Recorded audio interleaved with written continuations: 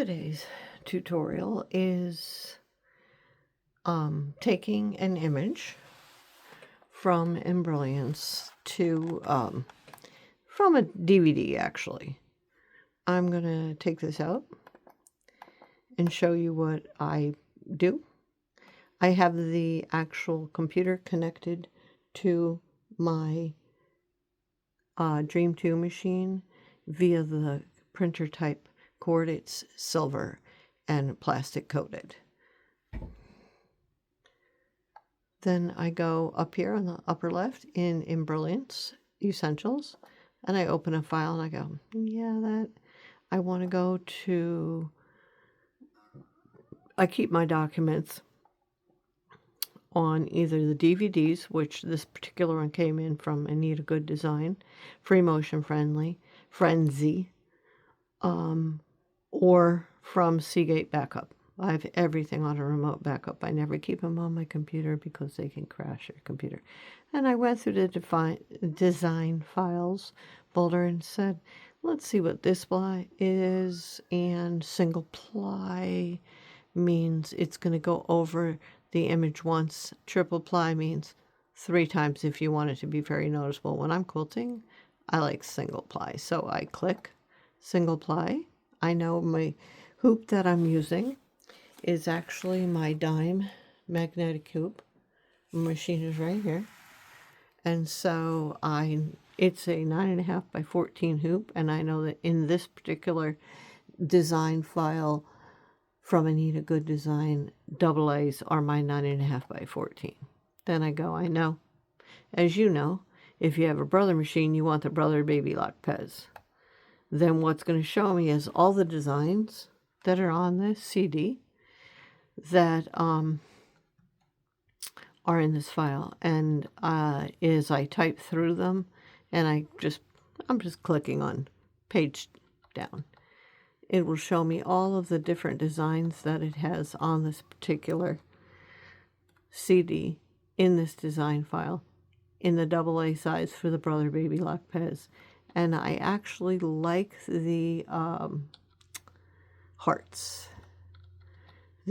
I know the design that I'm going to do. I'm going to make sure on my machine it is less than 3 and approximately 12 inches long, because I have the border of a quilt that I'm going to quilt with you. So I land on this one, which over here in my preview screen, if you click this, takes your preview off. If you click this in Embrilliance Essentials, it allows you to see the file. Now I'm going to open that file. Of course, it's going to open, and I have set my, in Embrilliance, I have set my preferences up here, Edit, Preferences. I've gone and found my 9.5 by 14 inch Dream. I've applied it, and now I know when I look at this design will be within these are 1-inch grids. I set that. You can change them too. So I'm going to rotate it, which is this blue circle. Press down, and I don't use a mouse. I use the keyboard pad. And I'm going to line this up with the grid. I'm going to put it to the far right, and I'm going to go over here, and I'm going to say, well, I know what I'm doing. I'm quilting this design. So I'm going to go over here to the steps that get done, the black, the blue, and the green. The only step I want, because I'm not basting around this, I already have my piece basted, and I'll show you that in a minute. I go to the first part of the design, and I say, click on that till it highlights it. It's the black part of the design. I'm deleting it. I click on the next part. I delete it. This is what Essentials allows you to do. It allows you to remove portions easily of the design. And now I can see this design will fit in this frame, and it will start in one place and end in an exact other place. And I have to decide in my design that I want on my quilt, do I want it to actually do that or not. If I say, well, I don't really want these connectors because I'm going to rotate and do something in the corner on my work, and I'll show you that in a moment. I go to the Stitch Simulator and I pull this forward ever so slightly, and you're going to watch on the screen where it's going to stitch. I'm holding it down. You can set an automated hold. You can set an automated simulator, or you could set it manually. So what I do, when I want to get rid of a piece at the top or the bottom, I manually pretend I'm stitching by pushing the button, and I look at my design and go, what part of that don't I want? I go back to say, I don't want that first trailing part, but I do want this. I will turn off my cut jump stitches, and I will allow there to be a long bobbin thread and a long upper thread at the beginning of the stitching, and later I will tie them and I will bury them. It's quilting phrase. If you want to know what that is, just ask me. Now I know I want to hit also up here, you'll see a stop. I want to hit a stop, and I'm going to change the color of that thread to something radically different. So black. So as you see down here, it wants to do this in red and the rest of this in black. And I go, well, that's okay, but I want to go and I'm going to take out the red. I'm going to go up to the top in the steps. When you see this, sometimes you'll see this.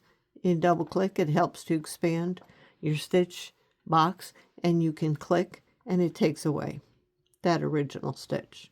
Do whatever you want. That's your business.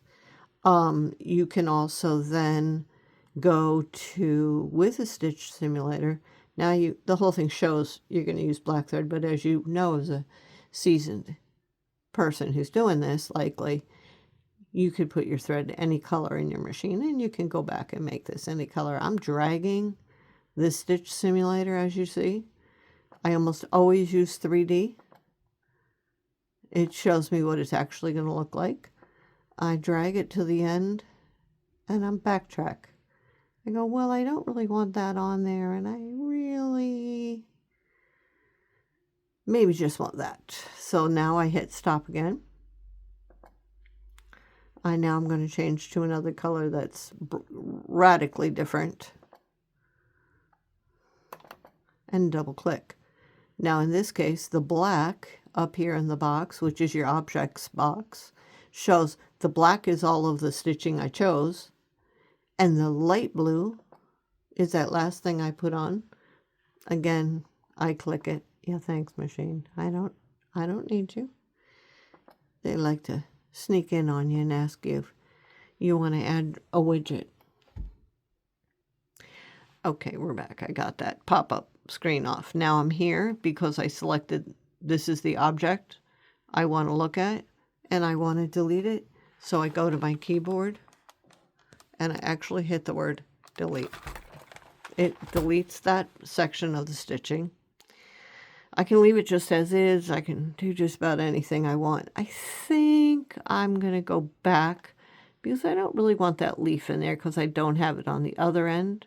And we'll go over that to summarize. So I'm going to go back and get rid of the leaf. Stop. Go up to your screen, hit stop. Change the color to, just anything. I usually like to use a bright color. So it, I'm just dragging this down so we'll take the orange. So that leaf now is up here in the objects box, singled out from the black, sulky. Black, I could just use in the sulky color. I don't actually use that thread. I use whatever I want. Now I'm going to go to this sector. I'm going to click it. I'm going to delete it. Now if you see, I have this heart motif with no beginning and no end that because I don't want them. I can decide. Previous to working on this particular one, I actually did the heart. I'm sorry, the bow. So you can see when I zoom in, we got this image. I can bring this over here. I can run a stitch simulator on this, and you'll see the bows will stitch out. They will have that lead exactly where I put it, because in Essentials, again, I can run a stitch simulator, hit stop, change color, go forward, and hit stop again, and then I can go back in the objects pane, should I do that, and expand by hitting plus, and remove any parts that I don't want. So this is a speed on Essentials. You can speed it up. You can slow it down. You can drag your stitch simulator in Essentials anywhere you want it. So that's pretty much, even though I thought, I might want the hearts on the side of this quilt. It's a Christmas quilt. It's designed by Designs by Juju, and it's a Merry and Bright Christmas embroidery set that I embroidered, omitted a lot of the background quilting, and used hand quilting. So it has taken me some time. I'm still going to stick with this. This is the motif I want. I'm going to show you. Do I want those lead-ins?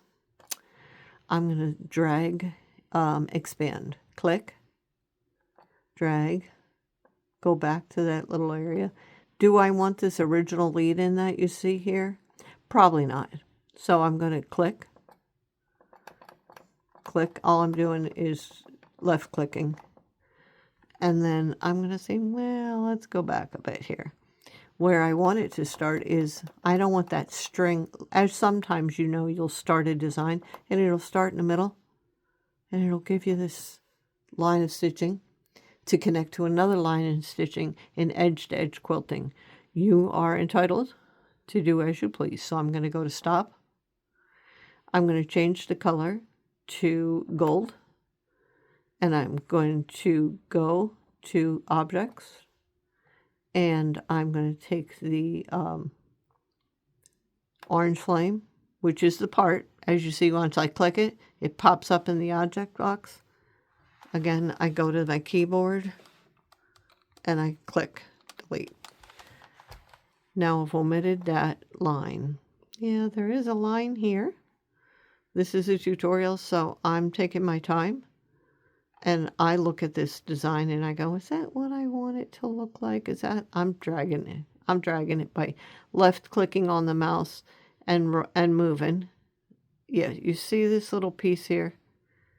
I'm not a big fan of that. I do a lot of alterations of designs because Essentials allows me to do it. I don't want that extra piece. I do, if you're watching the Stitch Simulator on the bow itself, you'll see I want it to stop there. And I am now going to proceed. I said stop. I'm going to proceed, and I'm going to click it back to black. And then I'm going to go here in the object pane and say I want to eliminate any part that's yellow. Again, if it doesn't work, I'm going to just hit undo. So I'm going to go to this, click. Yeah,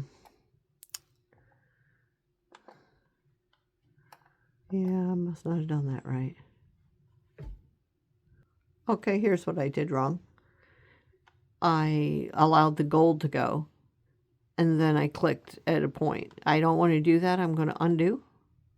I'm back to the beginning. Do you see that? All I do is go to this icon and hit undo. Now, again, I'm going to hit the Stitch Simulator, which is this button, and I'm going to get back to the point where I can do the simulated stitch. What I want to do is, that's a lot to learn. That's a lot to absorb. I'm going to leave this tutorial at this point, and I'll follow up on a second video.